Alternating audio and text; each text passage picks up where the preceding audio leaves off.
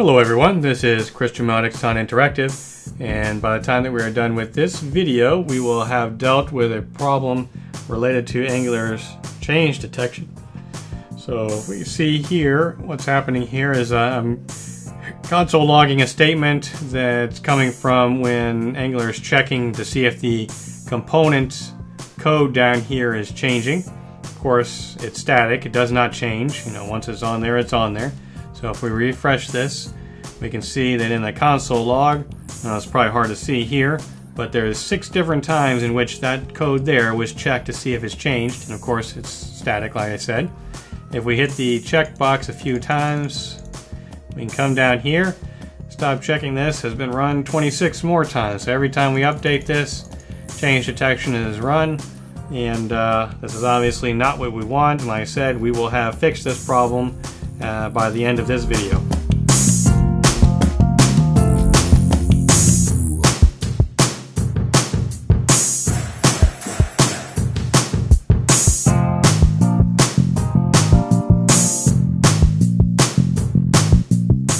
Alright, let's go ahead and get started here.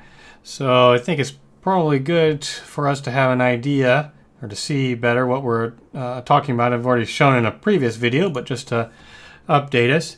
If we go into, I don't know, for the example, if we go into the checkbox example here, and we go into the checkbox component, we of course are getting several things from this component that's being displayed within the example within the template. One of them, for example, is the component here. So this getter runs to get the component, and that corresponds to, at the bottom of each of our examples, sort of an overall view of how to use our, to create the templates for these things, and something that didn't get updated. Let's go back to the checkboxes. I don't want to get that annoying bit for a moment. We'll have to update those, but what we have here, so like I said, the template for the checkbox and the component itself, right? So if we go into our code here, and we go in here, and we just put a console statement, and we'll say from, say, component from component. So we're getting the component from this component. All right, so we come down here and we take a look at the bottom of our console. We can see that we have that. Let's do it up here. It'll run up at the top. Component from component. So there's 2 of them. So now let's click on our checkbox here. Gets run again. Uncheck it. Oh, I'm sorry. I'm not used to Firefox combining them all. So we've run it 6 times down here. Now we're up to 8, 10, 12. So although the component, which is this one right here, is not changing, Angular has no way to know that it's not changing. So the only way to know it is to evaluate it and get it again and see if it was different. And of course, that's not what we want. We know it's not changing, so we have to come up with a way to tell Angular that it's not changing. So let us, leave that console log. Well, let's get rid of the console log before I forget it. So that's saved. So the way that we're going to do this is by using a Angular pipe. So what we're going to do is come over to our examples folder here, right-click, new, and I called this thing example-component-template.pipe.ts. Everyone knows that the hardest thing about programming is coming up with the names for things, so we're going to use that ridiculous name. So we'll import from, and this is going to be, no, it's from Angular Core. What we need to import is pipe and pipe transform. We're also going to need to import from, and this will be from examples component. And this will just be examples component. I guess probably I should, no, it's inherited, so I chose not to include any indexes or anything. So we have that. All right, so now we use the @pipe decorator and give it an object with a name. The name for our pipe is going to be example component template. Spell it right. All right, and export class example component template pipe implements pipe transform. All right, let's let it help us out here. Go ahead and implement that for us. All right, so what we are going to pass into our pipe here, let's go ahead and do this. We'll pass in the key. So we'll see what the key is. Basically, you know, what we want is to have some object, something that we're passing into the pipe, and I like it to be you know, as basic as possible. So in this case, we're going to pass in a string here, and so the key will be a string. So we're going to need to get the component or template, and the way that we're going to get that is because we're also going to pass in the component itself, which is an examples component. All right, so what we'll do then is we'll say that the string that we're looking for is going to be, we're going to, you know, basically string index on the component that's passed in. We're actually going to pass, this thing's going to return a string. Okay, so we'll get rid of that. Now what we want to do is to say, so if, let's do this, if undefined string.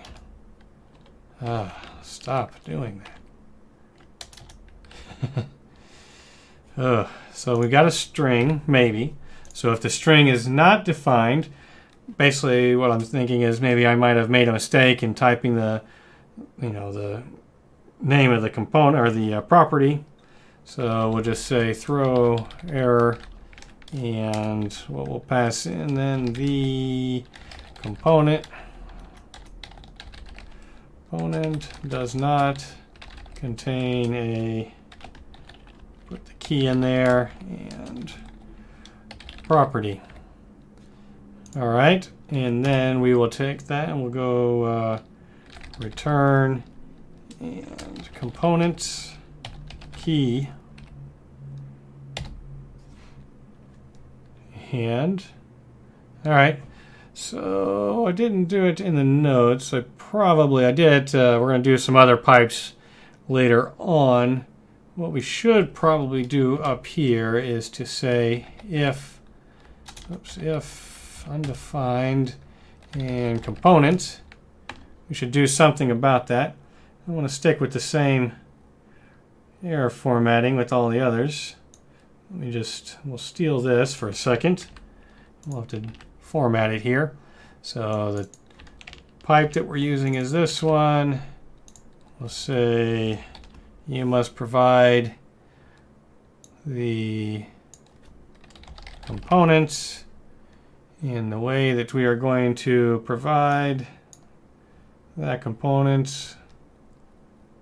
Let's come up.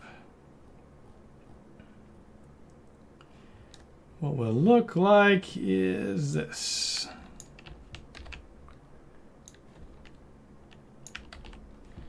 And we'll do the same, although we'll keep this to be the key.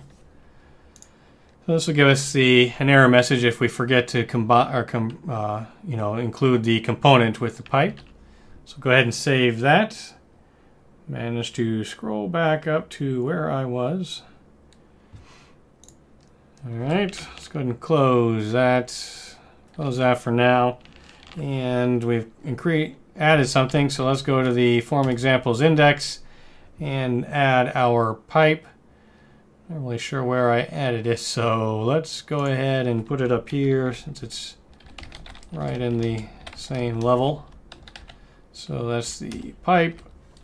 So now it's being exported. In order for us to use it, of course, we have to include it in the module. So form examples module. And from our form examples index, we will take it apparently from the end. So there's our pipe. We're going to want to use it. So let's go ahead and add it in here. There's no rhyme or reason for the places that I place these things. So let's just put it here. It's not even alphabetical order or anything. But we should be good to go now. So we have to go back in and update our pug, which is example mixins pug. So instead of, we already saw in the error message that I gave, what we need to do is to update this thing. So let's do it. We will change this to a string. So that's the property that we want.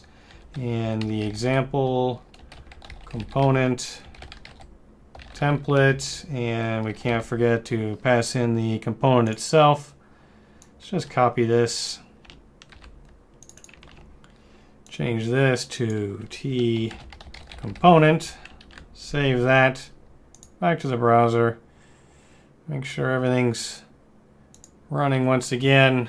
Refresh. Everything seems fine. So now what we do is we check. So we should have just left the pipe open. So example component template pipe.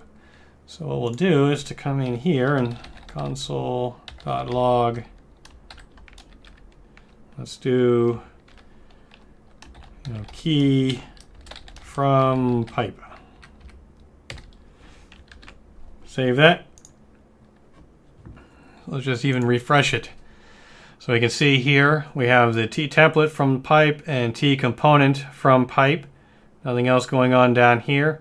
Click the checkbox and no other accessing of the result of running the pipe is happening, because of course the string that's going into it, the T template and T component, are not changing, so Angular knows that it does not need to do any change detection on that.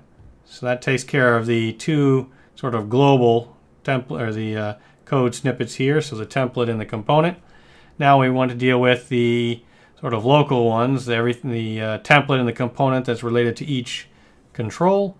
So we come back into Visual Studio Code, remove our console log there. So the next things that we're going to do are all related to the snippets and snippet manager. So the first thing I'm going to do is come into the root of our project, the forms folder, choose new folder, and I'm going to create a snippets folder, or I'm not, because it's right in front of my face already. So what we will do though is to take the snippets manager and plop it down in there. Yes, do it anyway. Stop beeping at me. Go ahead and update the imports. So it's updated the forms.index.ts file, had a reference to the snippets manager, so it's gone ahead and plopped it in there for us. We're going to change that here in a second anyway. But so I have a new folder, so I might as well make a new index. So snippets.index.ts, and we'll export star from snippets manager. Go back into that form index. So instead of doing this, we'll just export the snippets index, and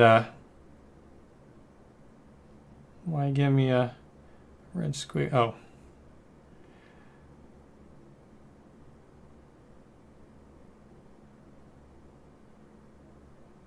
This is me staring at it, wondering why. I still can't see why it's having a fit with that. Snippets manager, snippets index. Oh, it's not a dash, not a hyphen, it's a dot.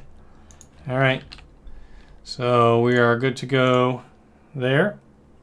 So now we're set to make some more pipes. So inside of our snippets folder, we'll say new. This one we'll call snippets-components. One day I'll spell component right. Pipe.ts. Of course, let's go ahead and create them both so I can close the side panel. New file, snippet-component, right. Template.pipe.ts. Let's go ahead and close our sidebar there. We'll start with the component, and we will use our built-in snippet here. And this one we call snippet component, and it got a snippet component pipe one day. And we'll start some fits here. Instead of having single quotes, I'm a double quote kind of person, so we are going to change those single quotes to double quotes. All right, so we also are going to need to import, and no P, from snippets manager. So we need our snippets manager for this to work. All right.